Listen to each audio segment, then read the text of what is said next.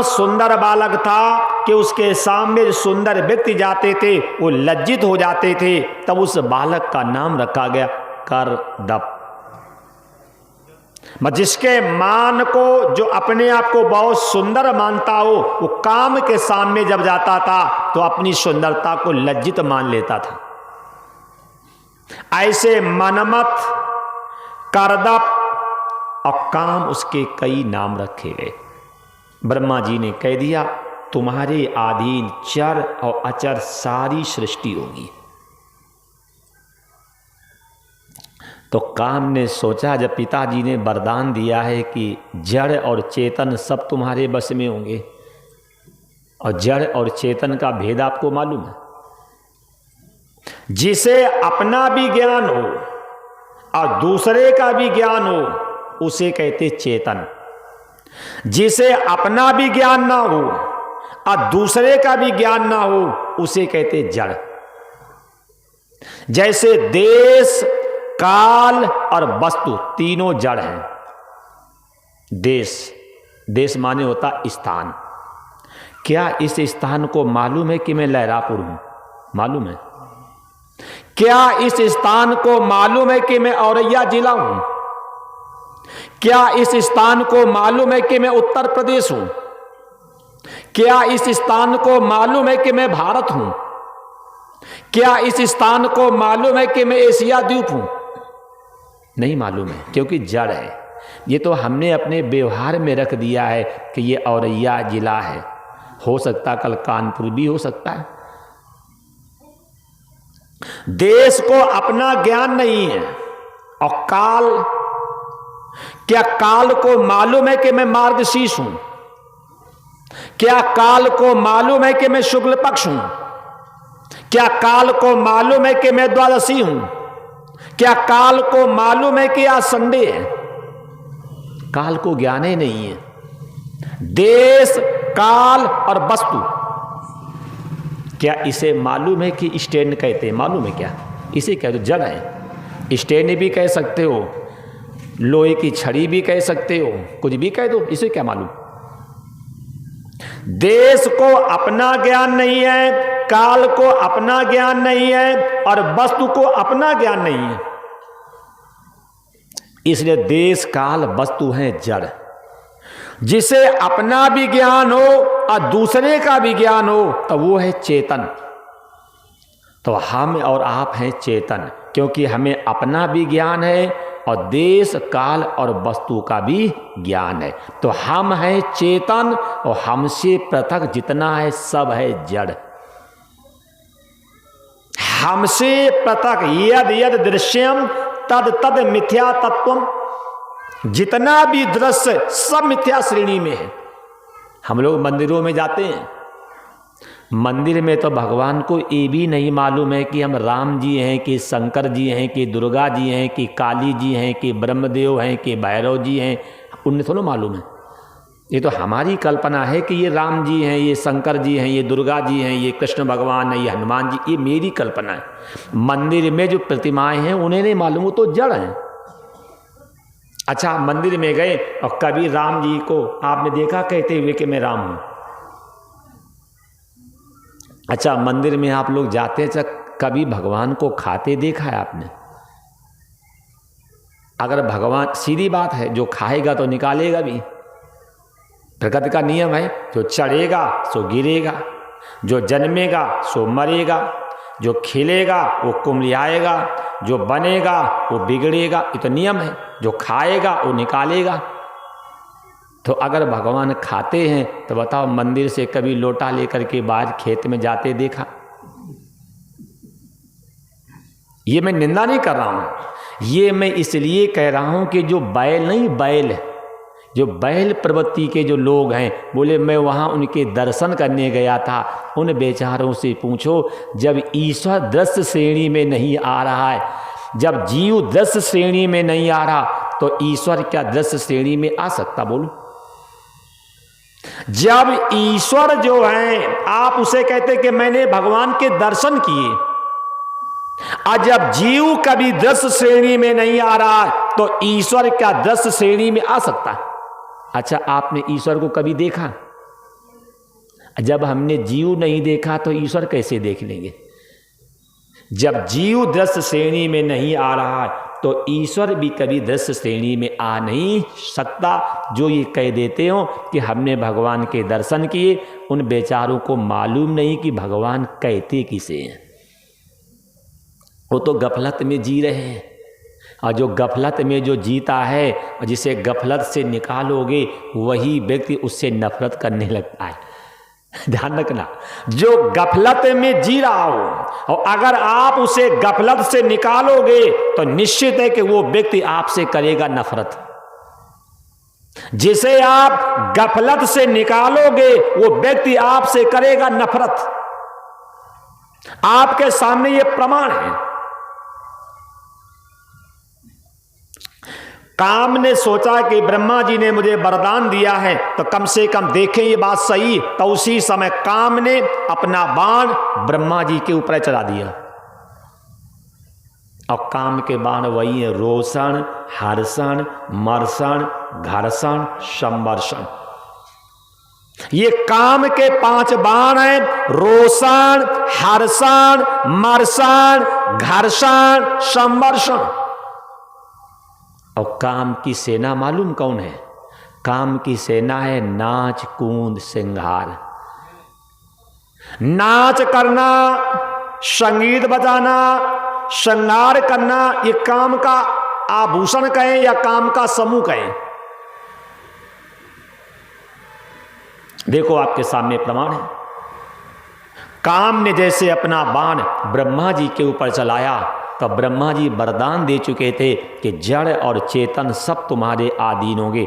उसी समय ब्रह्मा जी में भी विकार आ गया, और जैसे ब्रह्मा जी में विकार आया तो ब्रह्मा जी अपनी कन्या संध्या के पीछे भाग खड़े हुए।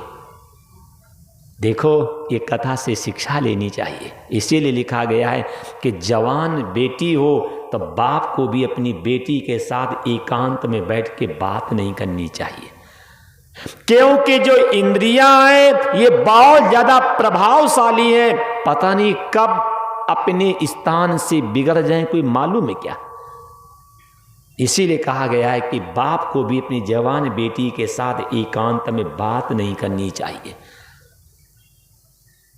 एक भागवत में कथा है, व्यास जी अपने शिष्य जैमिनी जी को पढ़ा रहे थे भागवत।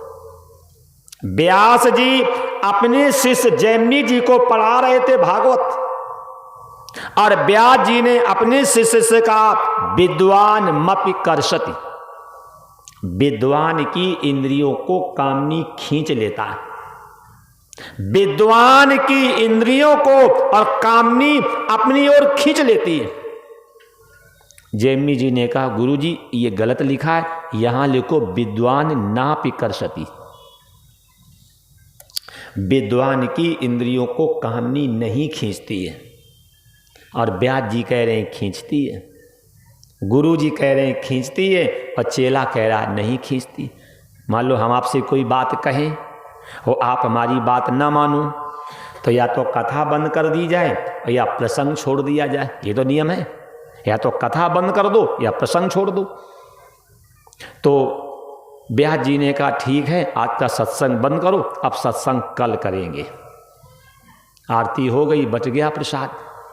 व्यास जी अपने आश्रम चले गए और जैमिनी जी अपने आश्रम में चले गए। व्यास जी ने क्या किया, रात के समय एक सुंदर कन्या का भेष माया की कन्या बना करके जैमिनी जी के आश्रम में भेज दी। जैमिनी जी संध्या कर रहे थे, और जैसे जैमिनी जी संध्या कर रहे थे, संध्या काल का समय था, बारिश होने लगी, और कन्या जो थी वो आम के पेड़ के नीचे खड़ी थी। कोई स्त्री सुंदर हो और अगर भींग जाए तो उसमें निखार और आ जाती है। तो जैसे जैमिनी जी ने देखा तो जैमिनी जी ने कहा अरे बेटी आप वहां क्यों भींग रही हो, आप अंदर आ जाओ।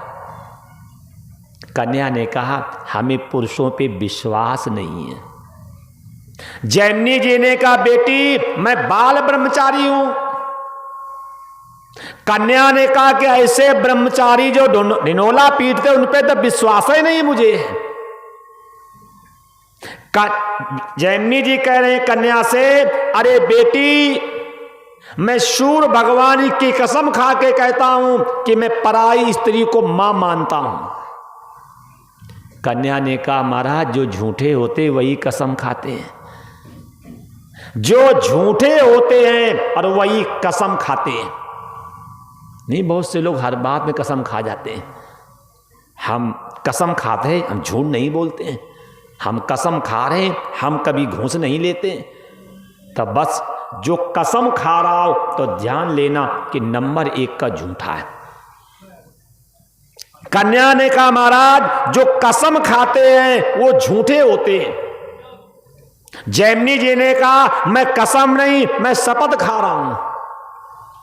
हम शपथ खा रहे हैं, आप अंदर आ जाओ और मैं पराई मां बेटी को अपनी मां से 100 गुना ज्यादा मानता हूं। कन्या ने कहा, हमें विश्वास नहीं है। जैमिनी जी ने कहा, अंदर आ जाओ। कन्या ने कहा, महाराज स्त्री प्रेम की भूखी होती है और पुरुष शरीर का भूखा होता है, हमें पुरुषों पे विश्वास नहीं है।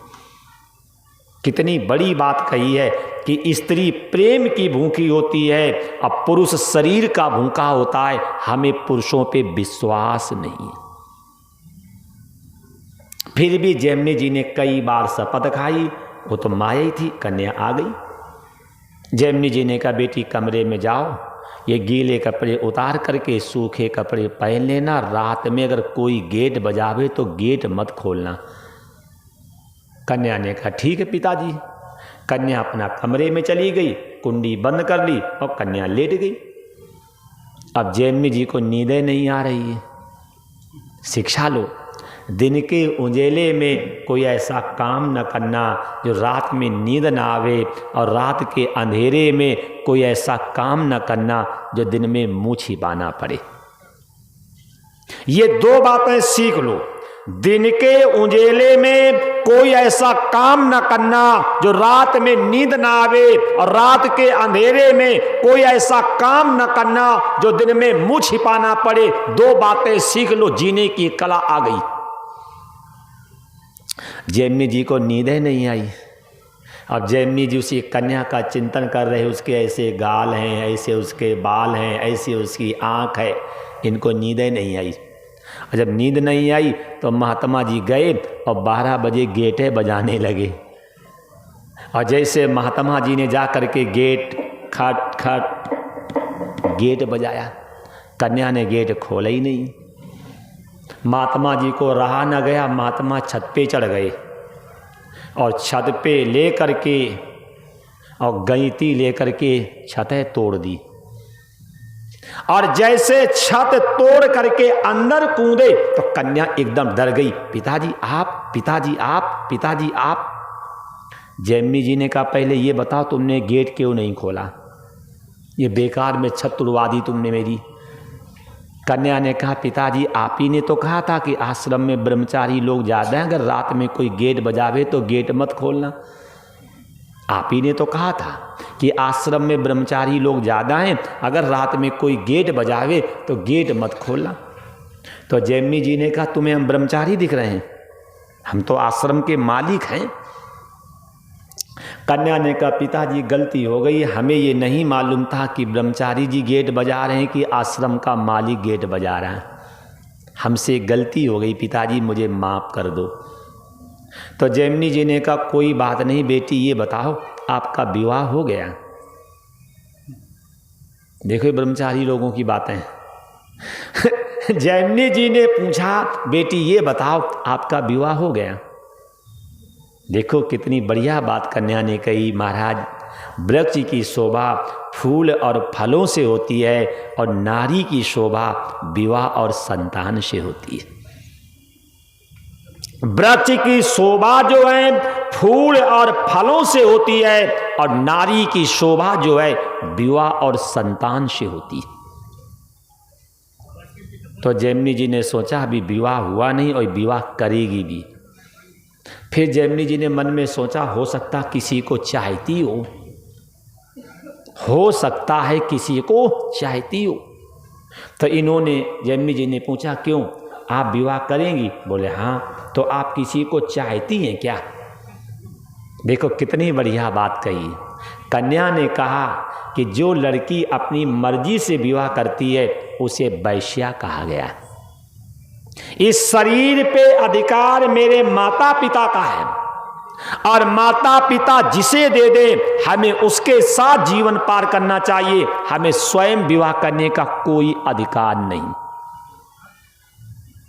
तो जैमिनी जी ने सोचा तीनों सीटें खाली हैं, शादी हुई नहीं, शादी करेगी, किसी को चाहती भी नहीं। फिर इन्होंने धीरे से पूछा हम कैसे हैं? कन्या ने कहा महाराज आप तो बहुत सुंदर हैं। तो जैमिनी जी ने कहा आप ब्रह्मचारिणी हो और हम ब्रह्मचारी हैं, हमारा आपका विवाह हो जाए। कन्या ने कहा महाराज आप जैसे पति को दे करके कौन सी कन्या ठुकरा देगी? ये तो मेरा सौभाग्य है, ये तो मेरा सौभाग्य है, लेकिन मेरे पिताजी का एक नियम है। मेरे पिताजी ने संकल्प किया है कि जो दामाद करिया मुंह करके घोड़ा बन करके और मेरी बेटी को पीठ पे लाद करके और अंबा देवी के मंदिर ले जाए, हम उस दामाद के साथ अपनी बेटी का विवाह करेंगे। जैमिनी जी ने सोचा रात के समय कौन देख रहा करिया मुंह है कि गोरा मुंह है? रात के समय कौन देख रहा है? तो उस समय दौड़ के गए चूल्हे के पास, उठा ला है तवा। अब हम लोग करवाते हैं गोल्डन वाला फेसियर, वो करवा के आगे काला वाला फेसियर और लगा करके तवा में पानी और कर लिया मुंह काला। अब काला मुंह कर करके जैसे घोड़ा बने और कन्या इनकी पीठ पे बैठ गई और पकड़ के दोनों कान, टिक टिक चल घोड़ा अंबा देवी के मंदिर, टिक टिक चल घोड़ा अंबा देवी के मंदिर। अब ये कन्या को करिया मुंह करके घोड़ा बन करके लाद करके अंबा देवी के मंदिर पहुंचे और जैसे अंबा देवी के मंदिर पहुंचे तो बरांडे में बैठे थे व्यास जी। बरांडे में व्यास जी बैठे थे और जैसे व्यास जी खांसे हैं तो उसी समय जैमिनी जी पैरों में गिर पड़े, गुरुदेव मुझे माफ कर दो, गुरुदेव मुझे माफ कर दो, मैंने आपकी बात नहीं मानी, तभी मुझे मुंह भी करिया करना पड़ा और पीठ पे लड़की भी लादनी पड़ी। तो यही मेरा आप लोगों से निवेदन है, शास्त्र की बात नहीं मानोगे तो जैसे जैमिनी जी को लज्जित होना पड़ा ऐसे हम और आप भी लज्जित होंगे। जब साथ चिल्ला चिल्ला करके कह रहे हैं कि बाप को जवान बेटी के साथ एकांत में नहीं बैठना चाहिए, क्यों? इंद्रियां बहुत बलवान है, कौन सी इंद्री कब विचलित हो जाए कोई ठिकाना। जब ब्रह्मा जी अपनी कन्या को देख करके विचलित हो गए तो हम लोग तो काजू बादाम खा रहे हैं, हम पे विश्वास करोगे क्या? घास फूस जो खाते हैं तिने सतावत काम, और काजू बादाम खात हैं तिनकी जाने राम। बोलो, ये जानवर बेचारे भूसा खाते जब ये चिल्लाने लगते हैं और हम लोग तो काजू बादाम पिस्ता खाते, हम पे विश्वास करोगे क्या? ये इंद्रियां बहुत बलवान है, ये कथा से हमें शिक्षा लेनी चाहिए। ब्रह्मा जी अपनी कन्या संध्या के पीछे दौड़ पड़े और जैसे ब्रह्मा जी अपनी कन्या के पीछे दौड़े तो कन्या ने अपनी इज्जत को बचाने के लिए एक मृगी का रूप ले लिया और जैसे कन्या ने मृगी का रूप लिया तो उसी समय ब्रह्मा जी मृग बन गए और जैसे ब्रह्मा जी मृग बन करके और अपनी बेटी के पीछे दौड़े उसी समय बेटी को क्रोध आया और क्रोध में आकर के बेटी ने अपने बाप को श्राप दे दिया। अरे आप पिता होकर के तुम्हें लाज नहीं आई? जा, मैं तुम्हें श्राप दे रही हूं, आज के बाद आपके मंदिर नहीं बनेंगे।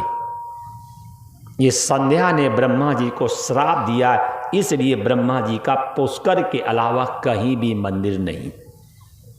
इसके बाद कन्या जंगल में गई है, जंगल में जाकर के तप करने का निर्णय लिया है उसी समय ब्रह्मा जी ने वशिष्ठ जी को भेजा है और वशिष्ठ जी ने जाकर के संध्या को तपस्या करने का उपदेश दिया है। सारी विधि बताई है। कन्या संध्या ने तपस्या की है और तपस्या कर करके भगवान शंकर को प्रसन्न किया है। और भगवान शंकर जब सामने प्रकट हुए तब बोले वरदान मांगो। तो संध्या ने वरदान ये मांगा है कि मेरा पति वो हो जिसने काम पर विजय पाई हो। हमें ऐसा पति चाहिए जिसने काम पर विजय पाई हो। और संध्या ने भगवान शंकर से कहा हमें वरदान दो जो 5 साल के बच्चे के मन में काम का विकार ना बढ़े। भगवान शंकर ने तथास्तु कर दिया है। इसके बाद वही संध्या मेधातिथि नाम के यज्ञ में अपने शरीर को छोड़ करके और उसी यज्ञ से पैदा होती, उसी का नाम पड़ा अरुंधति और जिसका विवाह किया गया वशिष्ठ मुनि के साथ। ये शिव पुराण में रुद्र संगीता सती खंड में सबसे पहले काम का जन्म, संध्या का जन्म, संध्या का ब्रह्मा जी को श्राप, संध्या का तप, अरुंधति के रूप में वशिष्ठ जी के साथ विवाह की कथा आती है। इस कथा से शिक्षा क्या मिली? इस कथा से पहली शिक्षा तो ये लो कि पहले षष्ठी होती थी मानसिक। वो अब अगर कोई कहे कि हम आशीर्वाद दे देंगे तुम्हारे बच्चे हो जाएंगे तो ये बात विश्वास मत करना, क्योंकि अब मंत्रों से संतान पैदा होती नहीं। दूसरी शिक्षा लो कि अगर हमने किसी की सेवा की है, उपासना की है, उसने हमें वरदान दिया है तो उस पर संशय नहीं करना चाहिए। क्यों? संशय आत्मा विनश्यति, जो संशय करता है उसका विनाश होता है। तीसरी शिक्षा लो, अगर हम पिता हैं तो मेरी जिम्मेदारी बनती है शास्त्र की अवहेलना नहीं करना चाहिए। जब शास्त्र में लिखा है कि जवान बेटी से पिता को एकांत में वार्तालाप नहीं करना चाहिए, ये ब्रह्मा जी की कथा से शिक्षा लेनी चाहिए। और कथा से चौथी शिक्षा ये लो, अगर किसी व्यक्ति ने मुझे कुदृष्टि से देखा है, किसी व्यक्ति ने मुझे कुदृष्टि से देखा है, तो हमें ऐसा काम करना चाहिए कि हमें अपने धर्म की रक्षा करनी चाहिए, जैसे संध्या ने अपने धर्म की रक्षा की। और कथा से शिक्षा लेनी चाहिए, कोई ऐसा काम मत करना जो आपका इतिहास कलंकित हो जाए। ब्रह्मा जी ने ऐसा निंदनीय कर्म किया कि जो ब्रह्मा जी का इतिहास आज तक कलंकित है कि ब्रह्मा जी का कहीं मंदिर नहीं बनते। हमेशा अपने इतिहास को देखते रहना, कहीं हमारे इतिहास में कालिमा तो नहीं आ रही, कहीं मेरे इतिहास में कालिमा तो नहीं आ रही। हमेशा अपने इतिहास को देखते रहना। पांचवी शिक्षा ये लो कि हमें जीवन साथी भोगी नहीं, हमें जीवन साथी खोजना चाहिए योगी। अगर मेरा जीवन साथी त्यागी है, संयमी है, जितेंद्रिय है, ईश्वर में लगा हुआ है, तो आपको कभी दुख नहीं मिलेगा। और अगर मेरा जीवन साथी भोगी है, विलासी है, गलियां घूमने वाला है, तो हमें कभी सुखी भी नहीं करेगा। कन्या ने तप कर करके वरदान मांगा है कि मेरा पति ऐसा हो जिस काम पर विजय पा चुका हो। और कथा से शिक्षा लो, हमें भी कोई ऐसा परोपकार का काम करना चाहिए जो मेरा नाम हो। संध्या ने तपस्या कर करके वरदान मांगा है कि 5 साल के बच्चे के मन में काम का विकार पैदा ना हो। इसके बाद दक्ष के पसीने से एक कन्या पैदा हुई जिसका नाम था रति। ब्रह्मा जी के कहने पे दक्ष ने अपनी कन्या रति का विवाह काम के साथ कर दिया। इसके बाद दक्ष ने अपनी पत्नी बीरणी के गर्भ से, अपनी पत्नी बीरणी के गर्भ से और बीरणी के गर्भ से 10,000 पुत्रों को जन्म दिया। और जब 10,000 पुत्रों को जन्म दिया तो पिताजी को प्रणाम कर करके, माताजी को प्रणाम करके 10,000 पुत्र नारायण सरोवर पे जा रहे थे तपस्या करने के लिए। और जब नारायण सरोवर पे तपस्या करने के लिए जा रहे थे तो उसी समय रास्ते मिले नारद जी। और नारद जी ने ये छोटे छोटे बच्चों से पूछा, आप कहाँ जा रहे हो? तो बच्चों ने कहा, चाचा जी हम जंगल जा रहे हैं, तपस्या करेंगे, वरदान लेंगे, घर आएंगे, विवाह करेंगे और सृष्टि करेंगे। बच्चे जो होते हैं हृदय के साफ होते हैं, है कि नहीं? इसीलिए कहा गया नूतन बालवत स्वभाव। साधक को अपने स्वभाव को बच्चों जैसा बनाना चाहिए। एक कथा थी कि कोई गरीब आदमी था और उसने किसी से ब्याज पे पैसा ले रखे थे, और जिससे पैसा लिए थे वो सेठ जी दीपावली के 2 दिन पहले टोपी लगा करके, बेंत ले करके, धोती पकड़ करके पहुंच गए गेट पे। वो गरीब आदमी छत पे बैठा था। उसने देखा सेठ जी तो पैसा लेने आए, अगर सेठ जी को हम पैसा दे देंगे तो त्योहार में बच्चे भूखे रह जाएंगे। तो उसे गरीब ने अपने लड़के से कहा, तुम नीचे जाओ और सेठ जी से कह दो जा करके कि पिताजी घर में नहीं है। ठीक वो बच्चा नीचे आया, नीचे आकर के सेठ जी को प्रणाम किया और सेठ जी को प्रणाम करके कहा, सेठ जी? बोले हाँ। पिताजी ने कहा है सेठ जी से कह दो कि पिताजी घर में नहीं है। इसे कहते नूतन बालवत स्वभाव। साधक को अपने स्वभाव को बच्चों जैसा बनाना चाहिए। अब देखना हम साधक हैं कि बाधक हैं। इतना ज़्यादा हम लोगों ने खोपड़ी में कबाड़ भर लिया है कि हृदय से अच्छी बात निकलती ही नहीं। झूठ ही लेना, झूठ ही देना, झूठ ही भोजन, झूठ चबेना। दुकान पे बैठे हैं, पैसा हाथ में लिए, कहेंगे हम रोजी रोटी की कसम खा रहे, हमें 1 रुपया नहीं बच रहा। और जब तुम्हें 1 रुपया बच नहीं रहा तो दुकान खोल के बैठे काहे, बंद करके अपने घर जा। झूठा ही लेना और झूठा ही देना, क्या कहेंगे 100% शुद्ध है। और हमने अपनी आंख से देखा है कि जीरा में उन्हें झाड़ू की सीख ऊपर वो मिलाते हैं, काली मिर्च में पपीते के बीजा घुसेरते हैं। हमने रसूलाबाद में एक सेठ के यहाँ कथा करते थे, नाम नहीं बताएंगे बुरा लगेगा। रात के समय देखा कि तेल का बड़ा काम था और टैंकर से जला वाला मोबियल भरा जा रहा है नीचे। तो हमने पूछा ये क्या कर रहे हैं, उनकी पत्नी से पूछा। बोले ये जला हुआ मोबियल है। नहीं, काहे मिलाओगे? बोले सरसों के तेल में। इसमें सरसों के तेल में। हमने कहा बहन जी 1000 लोगों का पेट तुम खराब करोगे तो तुम्हारा पेट क्या बचेगा? अब मेरा कहना हुआ 2-3 महीने के बाद उनका पेट फट गया। फिर हमारे पास फ़ोन आया गुप्ता इनका, पंडित जी क्या हुआ? हमने कुछ नहीं हुआ, जो सरसों को तेल में जो मोबियल भरा वही तो निकलेगा।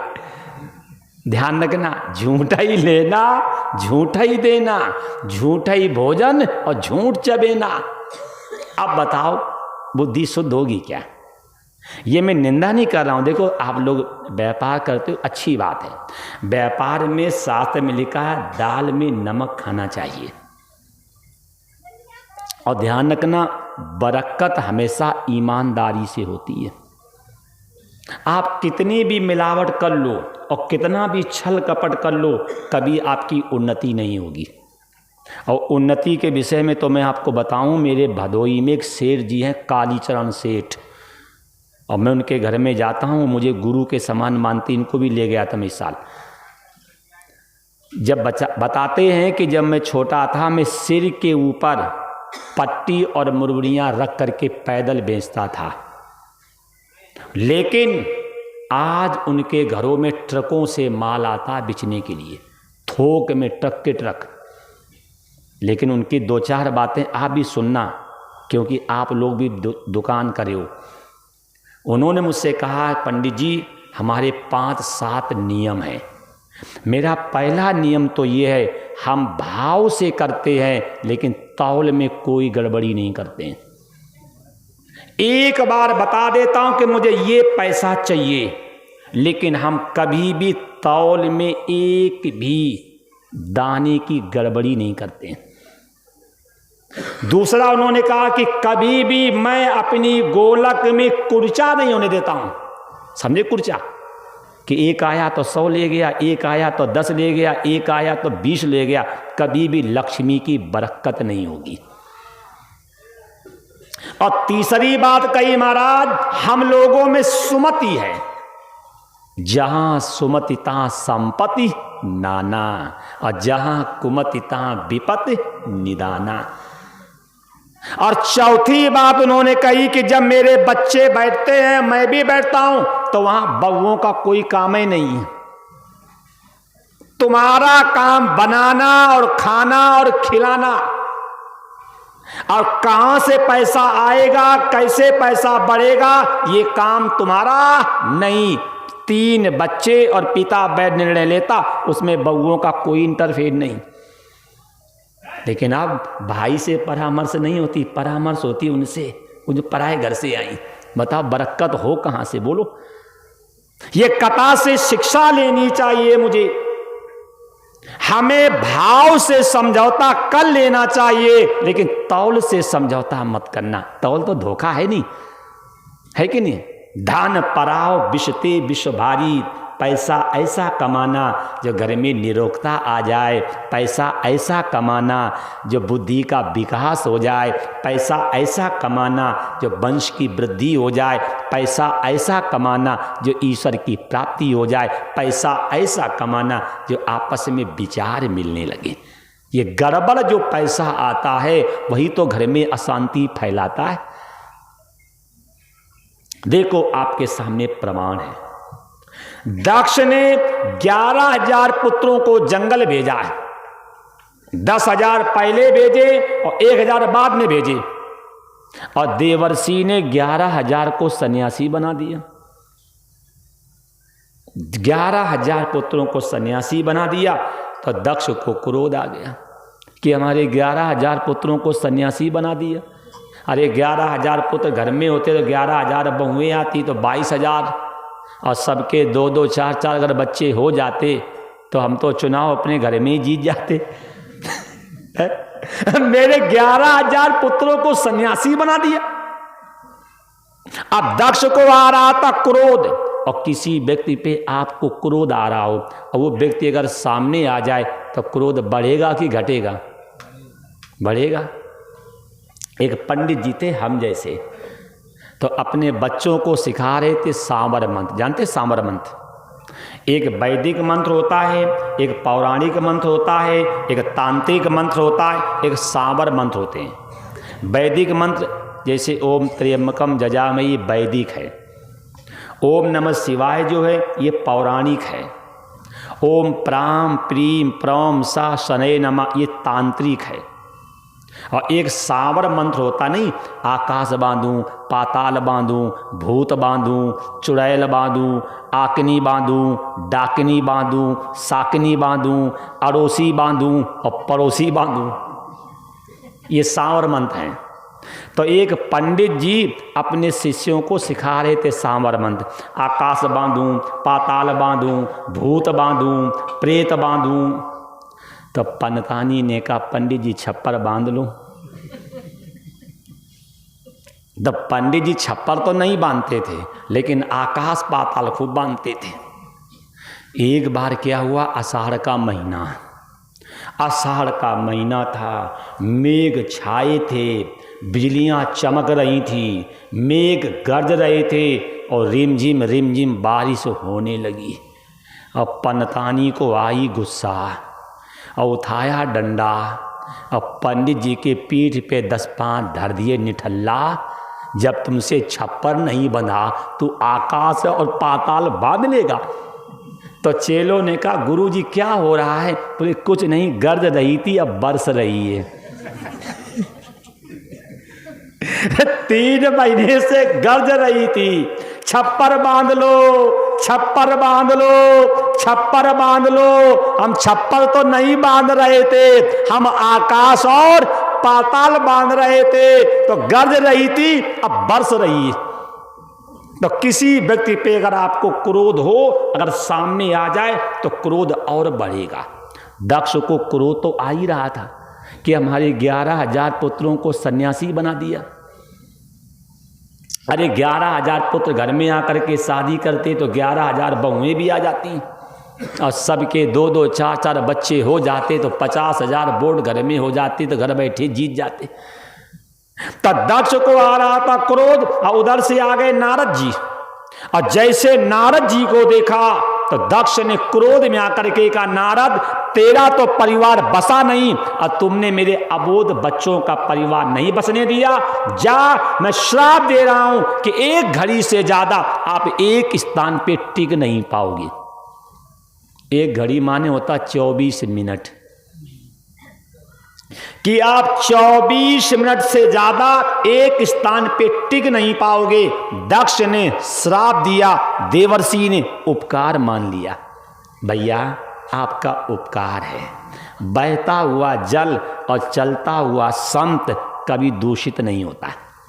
संत सदा विचरंत तदा।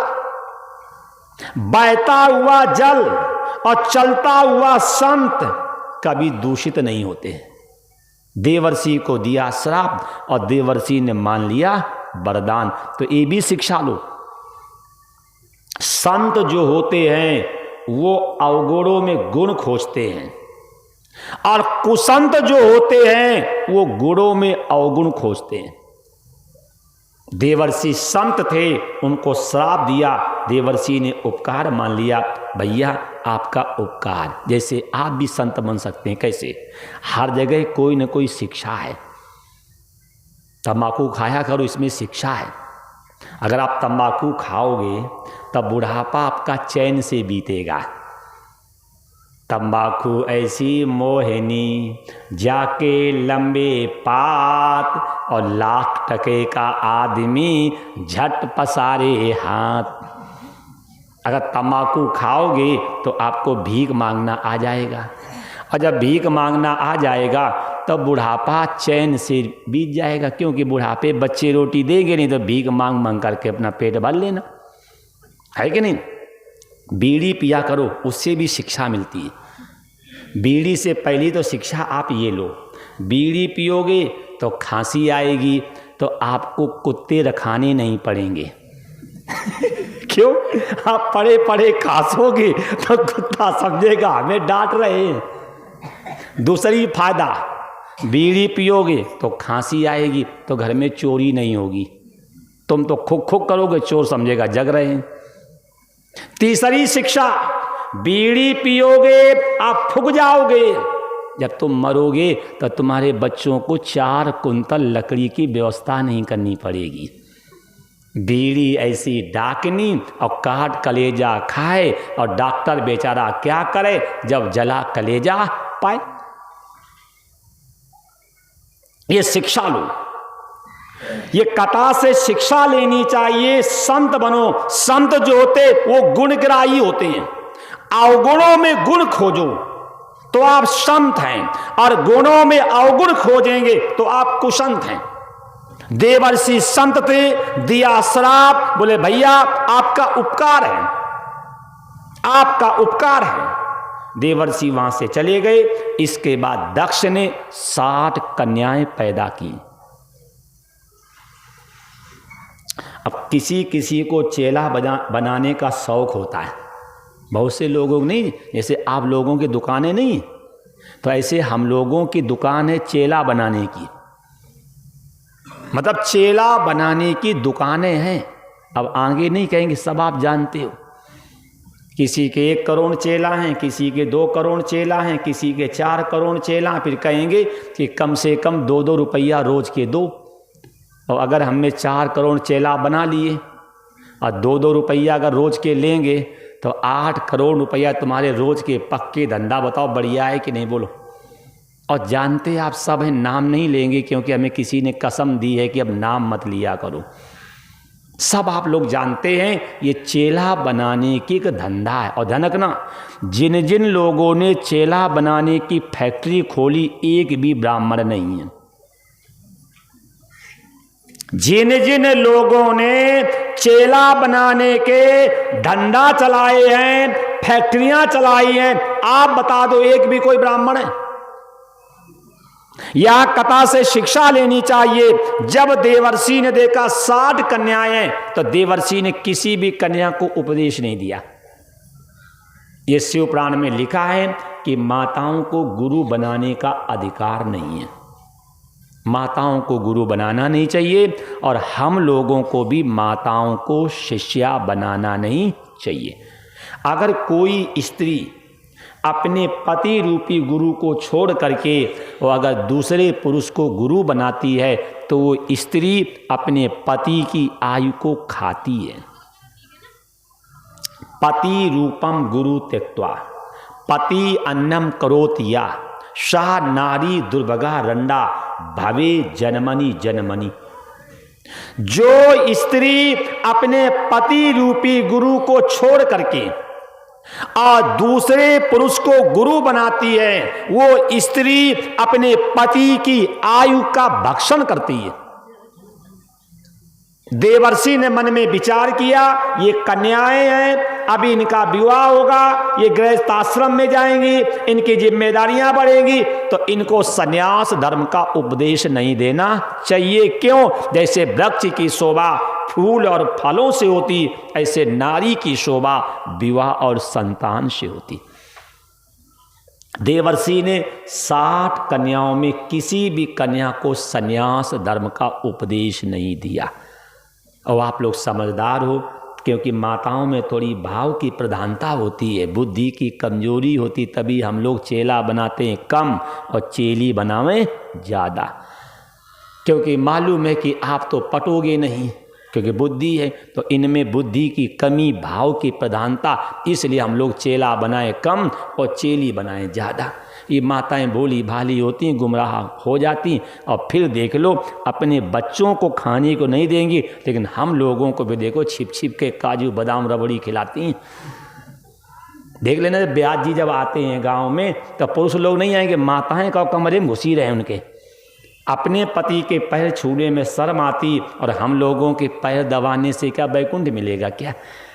ये कथा से शिक्षा लेनी चाहिए। मैं निंदा नहीं कर रहा हूँ, देवर्षि हमें शिक्षा दे रहे हैं। जैसे वृक्ष की शोभा फूल और फलों से है, ऐसे नारी की शोभा विवाह और संतान से। देवर्षि ने एक भी कन्या को संन्यास धर्म का उपदेश नहीं दिया। फिर दक्ष ने 60 कन्याओं का विवाह किया है। दक्ष ने 60 कन्याओं में 10 कन्याओं का विवाह धर्म के साथ किया है। 13 कन्याओं का विवाह कश्यप जी के साथ किया है। 27 कन्याओं का विवाह चंद्रमा के साथ किया है। 2 कन्याओं का विवाह अंगिरा के साथ किया है। 2 कन्याओं का विवाह कृषाणु के साथ किया है। और इनकी 60वीं कन्या थी सती। ब्रह्मा जी ने दक्ष से कहा कि अपनी कन्या का विवाह भगवान शंकर के साथ कर दो। दक्ष ने साफ मना कर दिया कि कमल के समान सुंदर कन्या इस जटाजूड़धारी को मैं नहीं दूंगा। दक्ष ने कहा अपने पिता ब्रह्मा जी से कि कन्या देने से पहले पिताजी को 3 बातों पे विचार करना चाहिए, जार, बार और दर। देखो, आप लोग मेरे माता पिता हो, आपकी जिम्मेदारी बनती है जब आप कन्या देने जाएं तो 3 बातें देखो। जर, आप जिस कुल में कन्या दे रहे हैं, आप कम से कम 3 पीढ़ी पिता, बाबा, परबाबा, माँ, दादी और परदादी, कम से कम 3 पीढ़ी का निरीक्षण तो कर लो। पिता इनके कैसे थे, बाबा इनके कैसे थे, परबाबा इनके कैसे थे। जर, सबसे पहले उसका जर देखो, फिर जर के बाद आया बर। आप जिस लड़के को आप अपनी कन्या दे रहे हैं, देखना उस बर में किसी प्रकार का कोई दुर्गुण तो नहीं। अगर पीने वाला है, खाने वाला है, गलियां घूमने वाला है, तो आपकी बेटी को कभी सुखी रख नहीं सकता, क्योंकि आप माता पिता हो, आपकी जिम्मेदारी बनती है जार और बर। आप बर का निरीक्षण करिए, क्या बर में सुयोग्यता है कि नहीं। और दर, दर माने कुछ पैतृक संपत्ति है कि नहीं। जिस कुल में आप कन्या दे रहे हैं और उस कुल में कोई पैतृक संपत्ति है कि नहीं, कि रोज का कमाना, रोज का खाना लग गया, करपू पड़े हैं भूखे। देखो एक कथा से शिक्षा लो। दक्ष ने अपने पिता ब्रह्मा जी से कहा कि मैं कन्या वाला हूं और मेरा दायित्व बनता है जिस कुल में कन्या दी जाए, जार, बार और दर।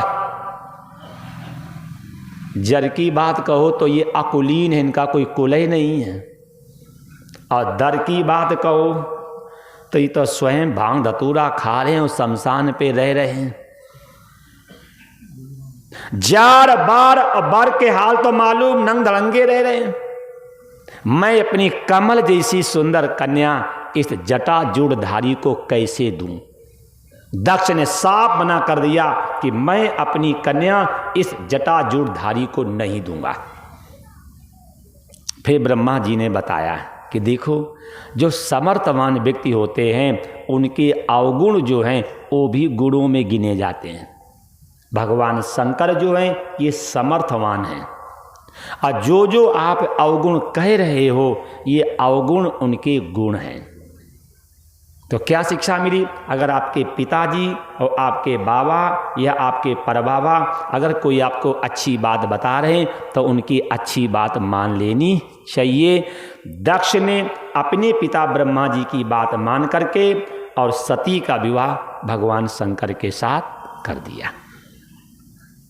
शिव पुराण में लिखा भी है, चैत्र का महीना था, शुक्ल पक्ष था, त्रयोदशी तिथि थी और रविवार के दिन दक्ष ने अपनी कन्या सती का विवाह भगवान शंकर के साथ कर दिया।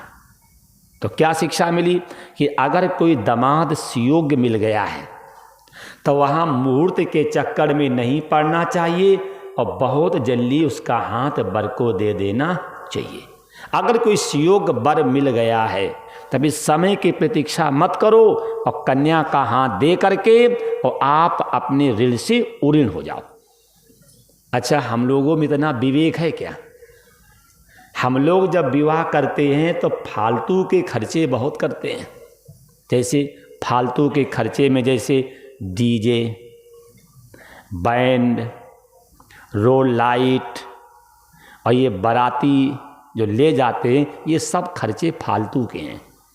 पहले बारात इसलिए ले जाते थे 100-200 बारातियों को, जब वर और वधू का विवाह होता था तो 100 बाराती बैठ करके वहाँ स्वस्ति वाचन बोलते थे और वर और वधू के मंगल कामना करते थे।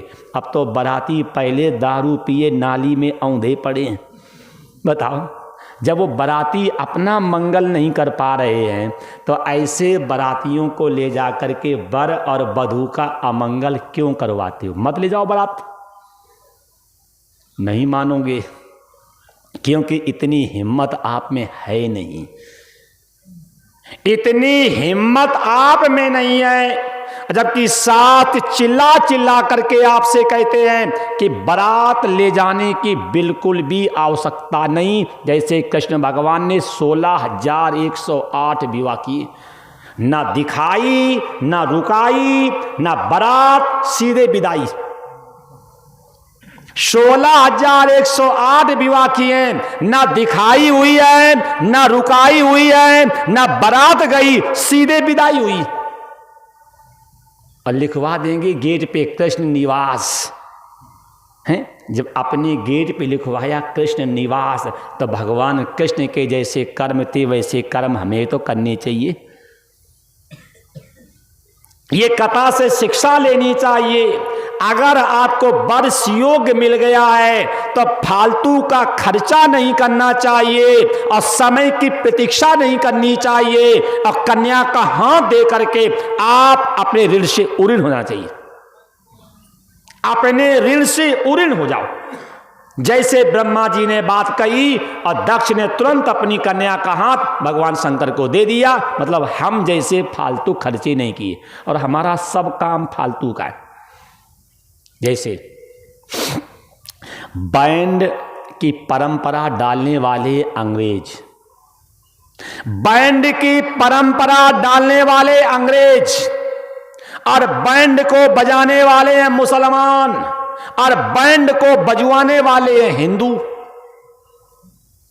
अगर बैंड आएगा नहीं तो तुम्हारे घर की इज्जत आवारों की तरह गलियों में नाचेगी भी नहीं।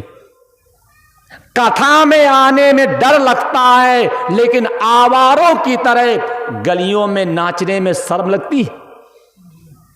अगर बैंड मंगाओगे नहीं तो तुम्हारी इज्जत गलियों में नाचेगी नहीं। अगर डीजे लगवाओगे नहीं तो तुम्हारी मां बेटी आवारों की तरह डीजे पे नाचेगी भी नहीं। लेकिन आज हम लोगों में बुद्धि नहीं है, पैसा भी बर्बाद करते हैं हम और अपनी इज्जत को गलियों में नचाते भी हो। पैसा भी बर्बाद करते हो, समय भी बर्बाद करते हो, धर्म को भी लजा देते हो और अपनी मां बेटी को भरी गलियों में और भरी सभा में आवारों की तरह नचवाते हो। ये कथा से शिक्षा लेनी चाहिए। अगर बेटी विवाह के योग्य है और दामाद आपको सही मिल गया है तो हमें पैसा बर्बाद नहीं करना चाहिए, समय की प्रतीक्षा नहीं करनी चाहिए और तत्क्षण अपनी बेटी का हाथ दामाद को दे करके और आप पितृ से आपको उऋण हो जाना चाहिए। अब हम बात कह देते, मानोगे नहीं आप, क्योंकि आप लोग जिद्दी हो। बस चिल्लाने के तो मालिक हो, धर्म की जय हो, लेकिन धर्म की बात मानने को कोई तैयार नहीं। चिल्लाने को हम तैयार हैं, धर्म की जय हो, अधर्म का नाश हो, प्राणियों में सद्भावना हो, विश्व का कल्याण हो। तब प्राणियों में सद्भावना दारू पीने से नहीं आएगी। प्राणियों में सद्भावना मां बेटियों को गलियों में नचवाने से नहीं आएगी। प्राणियों में सद्भावना आवारों की तरह गलियों में घूमने से नहीं आएगी। अब प्राणियों में सद्भावना तब आएगी जब सात सम्मत हम जीवन जिएंगे तब। इसलिए शास्त्र की बातें माननी चाहिए और अपने बड़े बुजुर्गों की बात मान लेनी चाहिए। जैसे ब्रह्मा जी ने कहा, दक्ष ने बात मान ली और अपनी बेटी का हाथ भगवान शंकर को दे करके और उऋण हो गए। और जैसे दक्ष ने भगवान शंकर के साथ सती का विवाह कर दिया और भगवान शंकर बड़े प्रेम से रहने भी लगे। और आज अगर कोई बेटी दी जाए तो हम दहेज मांगते हैं। अपनी कमाई पे विश्वास नहीं हुआ, अपने बाप की कमाई से पेट नहीं भरा, खेत की कमाई से पेट नहीं भरा, दुकान की कमाई से पेट नहीं भरा, तब पेट से पैदा कर करके संतान को बेच करके का पेट भर जाएगा। दहेज लेना जो है संतान को बेचना है। दहेज लेना माने संतान को बेचना। जब अपनी कमाई से पेट नहीं भरा, बाप की कमाई से पेट नहीं भरा, खेत की कमाई से पेट नहीं भरा, दुकान की कमाई से पेट नहीं भरा, तब पेट से पैदा कर करके संतान को बेच करके का पेट भर जाएगा। आप पढ़ लीजिए, हमारे ग्रंथों में कहीं भी दहेज मांगने का विधान नहीं था। लड़की वाले अपनी मर्जी से जो दे देते थे और लड़के वाले खुशी से ले लेते थे। क्यों? दहेज देना जो है वो धर्म है और मांगना जो है वो अधर्म है। लड़की वाले अपनी मर्जी से जो दे दें और लड़के वालों को साहस लेना चाहिए। लेकिन अब तो ऐसा नहीं होता है। क्यों? क्योंकि अब हम लोग भिखारी बन गए हैं। और ऐसे भिखारी बने हैं कि हर घर में अब महाभारत हो रहा है। क्यों? महाभारत की नींव जो है दहेज से पड़ी है। गांधारी के साथ दहेज में आया था शकुनी, और रामायण में कैकेयी के साथ दहेज में आई थी मंथरा। और जब से मेरे घरों में दहेज आने लगा है, तभी से मेरे घरों में भी अशांति भरी। क्यों? भगवान राम कहते धन पराव विषते विष भारी। विष खाने से अकेले मरोगे और पराया धन लेने से पूरा परिवार बिगड़ जाएगा। वही तो हाल है। भगवान शंकर ने बड़े प्रेम के साथ विवाह कर लिया और सती के साथ अपना आराम से रहने लगी। अच्छा बताओ, कोई दिखाई हुई है? ना कोई दिखाई हुई, ना कोई रुकाई हुई। अब तो लड़कियां देखी भी जाएं, तौली भी जाएं, नापी भी जाएं, दौड़ाई भी जाएं, नचवाई भी जाएं और खाना बनवा के भी खाया जाए, और फिर भी प्रेम न हो पाए। बड़ा दुर्भाग्य है, कितना बड़ा दुर्भाग्य है। अगर हमें भगवान ने लड़की बनाया होता तो मैं दावा करता हूं कि लड़के वालों को लड़की देखने की तमीज सिखा देता। अगर लड़के वाले कभी पूछ दें बेटी की लंबाई कितने, सीधे कहो क्यों तुम्हारे घर में सब निकम्मे पैदा हुए क्या हैं? मेरी लंबाई देख करके पुलिस की भर्ती दिखा करके क्या मेरी कमाई खाओगे क्या? अगर लड़के वाले पूछ दें कि बेटी का वजन कितना, सीधे कहो क्यों कसाई हो क्या? जब चिकवा बकरा देख लेता है, नहीं देखता 10 किलो का कि 15 किलो का। ऐसा जवाब देना चाहिए कि लड़के वालों को लड़की देखने की अकल आ जावे। और एक और क्या कहेंगे? लक्ष्मी है, लक्ष्मी। अम्मा कहेंगी लक्ष्मी है। लक्ष्मी को नचाओगे? लक्ष्मी को नचाओगे, लक्ष्मी को तौलोगे? बताओ आप। ये कथा वाजी उल्टा हो रहा है। अब तो मेरी बहन जी देखी जाएं, नापी जाएं, तौली जाएं, दौड़ाई जाएं, नचाई जाएं, खाना बनवा के खाया जाए, और फिर भी प्रेम ना हो पाए। अब क्या देखते मालूम? लाइट और हाइट। क्या देखेंगे? लाइट और हाइट। और तभी घर में आकर के बहन जी करती हैं फाइट, है कि नहीं? हमने देखा क्या लाइट, हमने क्या देखी हाइट, तो बहन जी घर में आकर देती फाइट। लेकिन यहां शिक्षा लेना, कितनी बढ़िया कथा से हमें शिक्षा मिल रही है। कन्या लक्ष्मी है। लक्ष्मी नापने का विषय नहीं है, लक्ष्मी तौलने का विषय नहीं है, लक्ष्मी नचाने का विषय नहीं है, लक्ष्मी दौड़ाने का विषय नहीं। जब एक और कहते हो कि हमारी गृह लक्ष्मी है, तो उस लक्ष्मी का इज्जत करना सीखो। पहले भोजन, भजन और शयन छिपाए जाते थे। आज भोजन को वो कुकुर भोज में सबको दिखाते हैं। नहीं जानते हो क्या बफर सिस्टम? सबको दिखाते, देख लो कुकुर भोज में क्या बना। भोजन और भजन। कोई अच्छा काम करेंगे तो बड़े बड़े पोस्टरों में छपवाएंगे। भोजन, भजन और शयन जयमाला में सबको दिखाते हैं। अब फिर भी न माताओं के पास पैसा फ्री का है, फिर भी जा रहे हैं, बोले मुंह दिखाई दे आए। अच्छा, अगर कोई मुंह ढक के आया हो तो मुंह दिखाई दो। वहां तो इंडिया गेट पहले ही खुला। अजंतरी, बजंतरी और संतरी सब देख गए। पैसा फालतू का है जो दे नहीं जा रहे। क्या दे? बोले मुंह दिखाई देना। अरे भैया, कोई मुंह ढक तो मुंह दिखाई दो, है कि नहीं? और जब वहां अजंतर, अच्छा जो बाजा बजाते हैं, जब बहू का मुंह देखते तो पैसा देते हैं क्या? जब बजंतरी फ्री में देख गए हैं तो आप पैसा दे करके मुंह देखें क्या? क्योंकि बात सही क्या? बोलो, ये कथा से शिक्षा लेना। मैंने आपसे परसों भी कहा था, ये शिव पुराण है। अगर इस शिव पुराण को सही ढंग से सुना जाए तो जैसे भगवान शंकर का पूरा परिवार पूजता, ऐसे मेरा परिवार और मेरा पूरा गांव पूजे। लेकिन आप कम से कम देखिए तो शिव पुराण में लिखा क्या है। भगवान शंकर ने अपने विवाह में दहेज नहीं मांगा। भगवान शंकर ने अपनी पत्नी को न देखा है, न तौला है, न दौड़ाया है, न नचवाया। कला को बता। तो शिक्षा लेनी चाहिए। ये जीवन का उद्देश्य भोग नहीं, जीवन का उद्देश्य बनाओ योग। लेकिन आज हम लोग भोगी हैं, और भोगी व्यक्ति ज़्यादा छानबीन करता है। तो हम भोगी हैं, तभी तो हम नापते हैं, तभी तो हम तौलते हैं, तभी तो हम नचवाते हैं, तभी तो हम दौड़ाते हैं, क्योंकि हम भोगी हैं।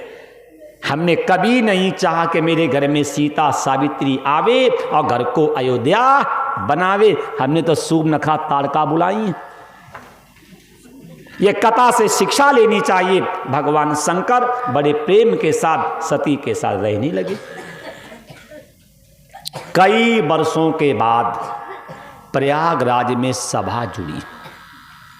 कई वर्षों के बाद प्रयागराज में सभा जुड़ी, और उस सभा में ये निर्णय निकाला गया कि कौन बनेगा सभासद। भैया, पहले कोई राजा बनने को तैयार नहीं होता था। आज देखोगे जब चुनाव आते हैं तो कैसे घूमते हैं गांव में, हैं, और क्या कहेंगे, भाई साहब हमें एक बार सेवा करने का अवसर दो। और ध्यान रखना, चुनाव लड़ करके आज तक किसी ने भी समाज की सेवा नहीं की है। जिन्हें समाज की सेवा करनी है उन्हें चुनाव लड़ने की कोई आवश्यकता नहीं है। ये चुनाव वो लड़ते हैं कि हम समाज सेवा का लेबिल लगाएंगे और गरीब जनता का खून पिएंगे। और जिसने जिसने सेवा की है उसे चुनाव लड़ने की कोई आवश्यकता नहीं पड़ी। ध्यान रखना, चुनाव वही लड़ते हैं जो गरीबों का खून पीना चाहते कि हमारे पास लेबिल हो जाए कि मैं नेता हूं। प्रयागराज में सभा लगी तो उस सभा में कोई भी व्यक्ति राजा बनने को तैयार नहीं है। और देखो, गोस्वामी जी ने भी कहा है कि जासे राज प्रिय प्रजा दुखारी, असो नृप अवश्य नरक अधिकारी। अगर हम गांव के प्रधान हैं, हम गांव के प्रधान हैं, और अगर हमारी गांव की जनता दुखी है तो ऐसा प्रधान नरक का भागी है। तो ऐसा प्रधान जो है बोले नरक का भागी है। ये हमें कथा से शिक्षा लेनी चाहिए। प्रयागराज में सभा लगी है और उस सभा में कोई भी व्यक्ति सभासद बनने को तैयार नहीं। कोई भी व्यक्ति सभासद बनने को तैयार नहीं है। शंकर जी ने मना कर दिया, ब्रह्मा जी ने मना कर दिया, विष्णु भगवान ने भी मना कर दिया कि हम नहीं बनेंगे राजा। जब कोई राजा बनने को तैयार नहीं हुआ तो दक्ष ने कहा हम बनेंगे राजा। दक्ष माने होता है चतुर, और चतुर व्यक्ति सोचता है कि हम राजा बने और फिर गरीबों का खून पिए। और एक बात ध्यान रखना, जो प्रधान, जो मुख्यमंत्री और जो प्रधानमंत्री जितने ज़्यादा दिन तक रहे उतना ज़्यादा भ्रष्ट होता है, क्योंकि ये है लूट तंत्र। और लूट तंत्र से जो मिल करके चलेगा और उतने दिन तक उसकी सरकार चलेगी। क्योंकि अगर लूट तंत्र से कंधा मिला करके नहीं चलोगे तो तंत्र आपको उठा करके फेंक देगा। ये लूट तंत्र है, सेवा तंत्र नहीं, लूट तंत्र। आप तो जानते ही हैं, अब तो चुनाव खुला व्यापार है कि 2 करोड़ लगाओ 20 करोड़ कमाओ, है कि नहीं? खुला व्यापार है।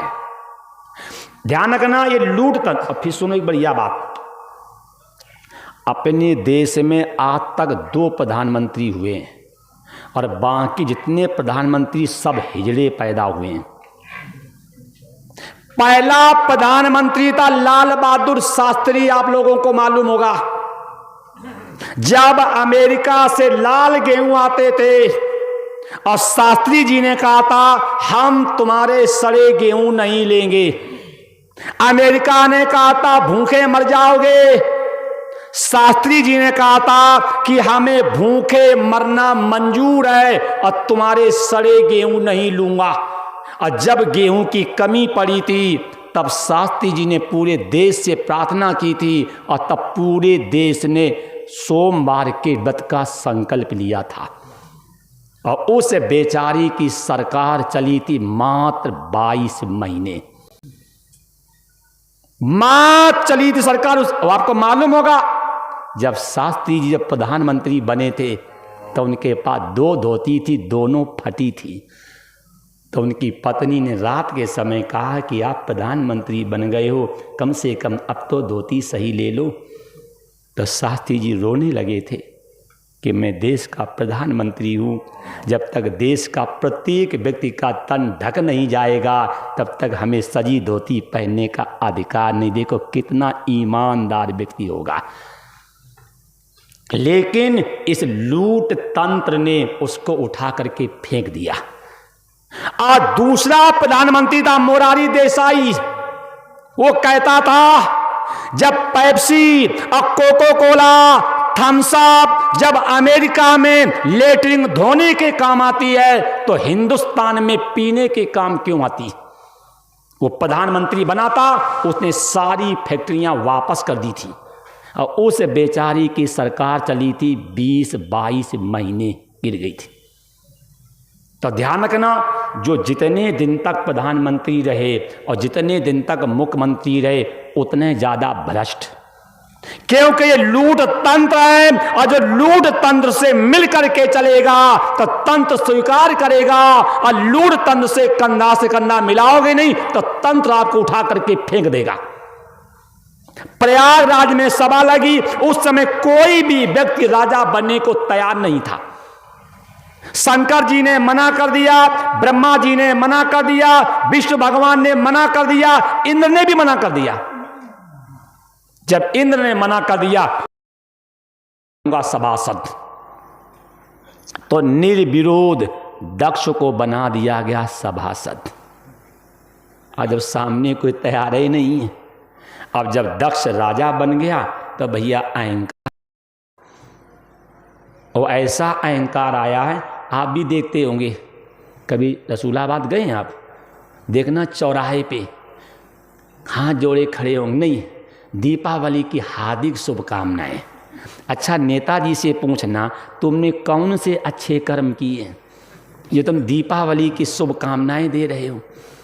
दीपावली की शुभकामनाएं, दशहरा की शुभ, और लिखा क्या होगा, कर्मठ, ईमानदार, जुझारू और न्यायप्रिय। वाह वाह, कितने बड़े कर्मठ और कितने बड़े ईमानदार और कितने बड़े जुझारू और कितने बड़े न्यायप्रिय। देखा आपने, जब चुनाव में आएंगे तो उनकी गाड़ी पे का 5-5, 10-10 पेटी का गंगा जल भरा रखा हो। देखो कितने ईमानदार हैं, कितने ईमानदार हैं और कितने जुझारू, आप जानते ही हो।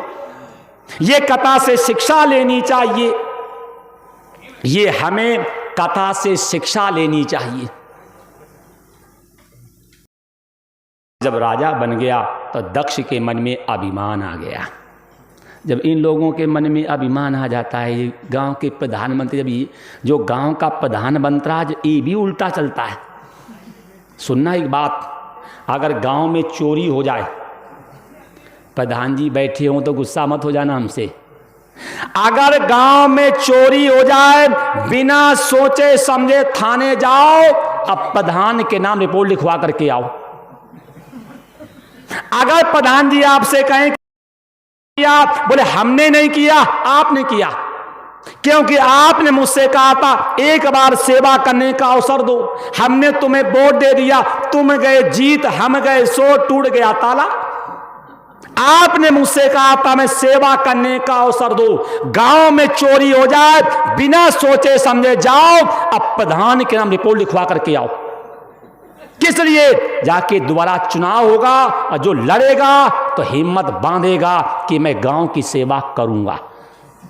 प्रमाण देख लो, भगवान राम रात्रि के समय अयोध्या की गलियों में घूमते थे। भगवान राम रात्रि के समय अयोध्या की गलियों में घूमते थे। आज का प्रधान रात्रि के समय गलियों में घूमता, सिर्फ चुनाव के समय घूमते रात रात भर, और जहां जीत गए फिर 5 साल दिखते हैं कौन से होटल में सोए हैं। गांव में चोरी हो जाए, बिना सोचे समझे थाने जाओ, अब प्रधान के नाम रिपोर्ट लिखवा करके आओ। ये कथा से शिक्षा लेनी चाहिए। दक्ष राजा बन गया, दक्ष के मन में अहंकार आ गया। दक्ष ने सब लोगों से कह दिया कि सब लोगों को प्रयागराज में उपस्थित होना है। अब भैया राजा की आज्ञा हो जाए तो फिर तो जाना ही पड़ेगा, है कि नहीं।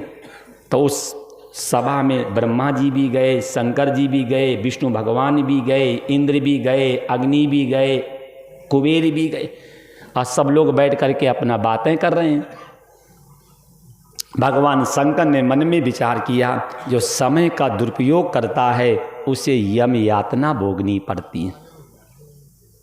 जो समय का दुरुपयोग करता है उसे यम यातना भोगनी। देखो 5 चीजों का कभी दुरुपयोग मत करना, 5 चीजों का कभी दुरुपयोग मत करना। शरीर का दुरुपयोग, देखो ये शरीर आपको मिला है? आप किसी से मोटरसाइकिल मांगो व्यवहार में और उसे तोड़ करके ले आओ और दोबारा मांगोगे तो आपको मिलेगी क्या? नहीं मिलेगी।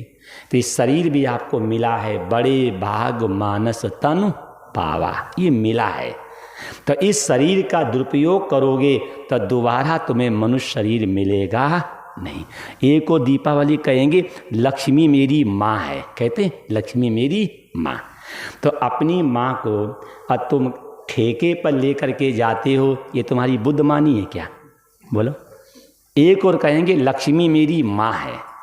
अपनी माता जी को तुम ठेके पे लेकर के जा रहे हो और कोठे पर लेकर के जा रहे हो और माता जी को दे करके रेल का इंजन चला रहे हो, ये तुम्हारी कोई बुद्धिमत्ता है क्या? बोलो।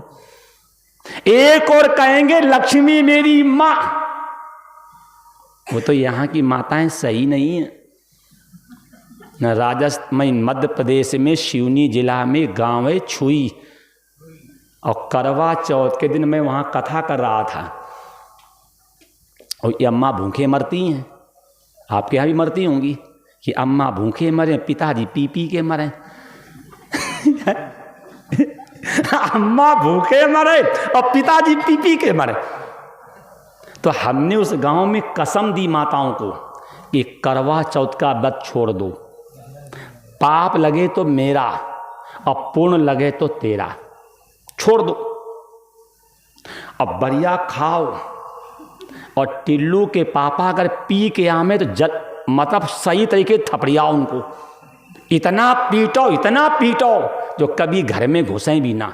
और उस गांव की माताओं में आज भी यूनिट बन गई कि अगर कहीं टिल्लू के पापा दारू पी लेते हैं तो घर में नहीं आएंगे, रात भर कहीं लेटे रहेंगे, जब उतरेगी तभी घर में आएंगे। क्योंकि आपका नाम है गृह लक्ष्मी। अगर गृह स्वामी बन के आवे तो उसे घर में घुसने को, और भूत बन के आवे उसे घर में घुसने ही मत दो। क्योंकि आपका नाम है गृह लक्ष्मी। जब आप गृह लक्ष्मी हैं, अगर गृह स्वामी बन के आवे तो उसकी एंट्री होने देना, और पी करके आवे घर में घुसने ही मत दो। और जहां 2-4 बार ठोंक पीट करोगी तो टिल्लू के पप्पा अपने आप ठीक हो जाएंगे। जगो। क्यों? आज माताओं को रणचंडी बनने की आवश्यकता है। क्यों? संतान, संस्कार और संस्कृति, संतान देने वाली, संस्कार देने वाली और संस्कृति देने वाली हमारी माताएं हैं।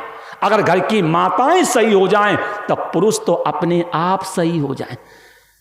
ये कथा से शिक्षा लेनी चाहिए। कभी भी शरीर का दुरुपयोग मत करना। ये ईश्वर ने आपको शरीर दिया है, ये दारू पी पी करके इसे मधुशाला मत बनाना। दारू पी पी करके इसे मधुशाला मत बनाना। अंडा मुर्गा खा खा करके इसे कब्रिस्तान मत बना देना। अब बीड़ी सिगरेट पी पी करके इसे रेल का इंजन मत बना देना, क्योंकि शरीर आपको मिला है और अगर शरीर का दुरुपयोग करोगे तो आपको दोबारा मनुष्य शरीर नहीं मिलेगा।